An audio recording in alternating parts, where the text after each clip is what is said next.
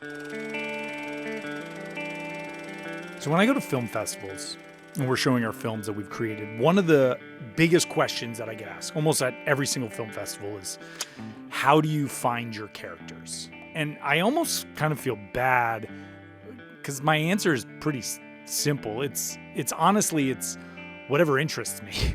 Typically when I find someone, I don't always know their story. Maybe the thing that I'm trying to do is theme oriented. You know, you're trying to do something on climate change. You're trying to do something on something that's based around a theme. And so you're looking for a character, but the simplest answer that I can give, am I drawn to this person? Am I just inherently interested in listening to them? We spend so much time with these folks. We're in their house. We're spending day after day. Sometimes we're filming for weeks at a time with them. And the thing that's going to get me through it, I'm just looking for somebody who lights me up. Sometimes the brightest souls come from the darkest places. Let me give you an example, a real-time example, right? So back when we did Throw, I met Coffin walking through the park. I was out on a walk with my family. We were walking our dog, and here's this guy who looks really striking and has a really cool kind of vibe, and he's playing with his yo-yo. He's doing all these crazy tricks, and he's walking by himself, and he's walking towards me. My stutter definitely creates barriers with like trying to communicate.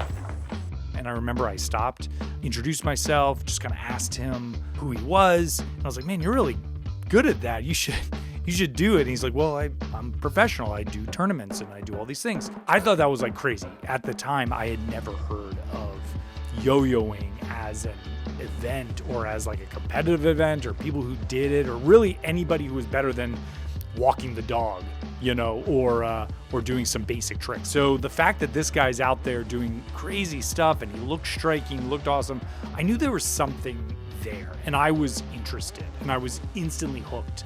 Kind of the weeks go on, I'm talking with him, trying to figure out if we can tell a story about him, and I learned that he's got a pretty interesting story to tell. If I didn't have this, I'm not sure where I would be. Probably not in the best place. Right off the bat, you know, Coffin was someone who I was just interested to spend time with, interested to find out his story and to tell it and to dig deeper. A toy is so simple, but it can be so complex. I like the tuba because it reminds me of my life. It's the underdog.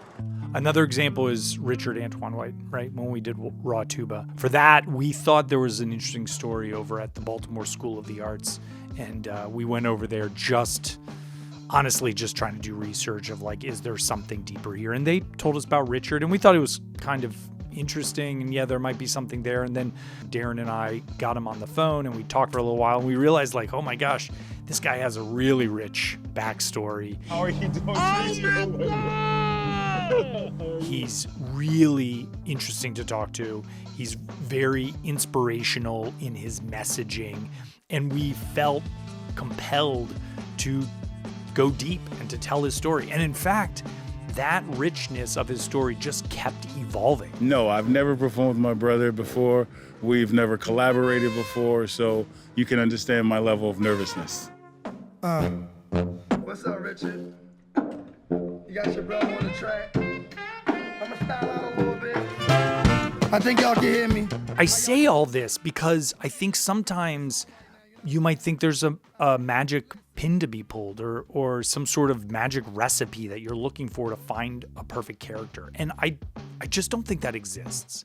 I think that everybody has a story to tell. And I think the only measure of whether or not you're going to tell it well and tell it with enthusiasm and curiosity is if you yourself find that character interesting. I don't know. I mean, there's something about a first-time feeling. You're going to be driven to become almost obsessive about this story and to tell it to the best of your ability.